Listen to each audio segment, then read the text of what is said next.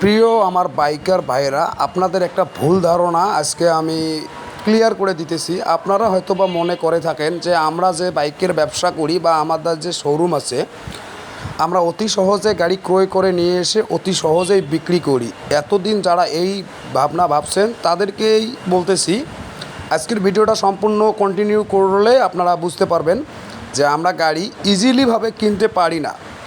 তো আমরা বিভিন্ন জায়গায় বিভিন্ন গ্রামগঞ্জে গিয়ে এভাবে আমরা প্রতিনিয়ত গাড়ি খোঁজ করে থাকি এবং খোঁজ করতে করতে অবশেষে আমরা একটা হুন্ডা এইচএস গাড়ি ক্রয় করতে সক্ষম হয়েছি।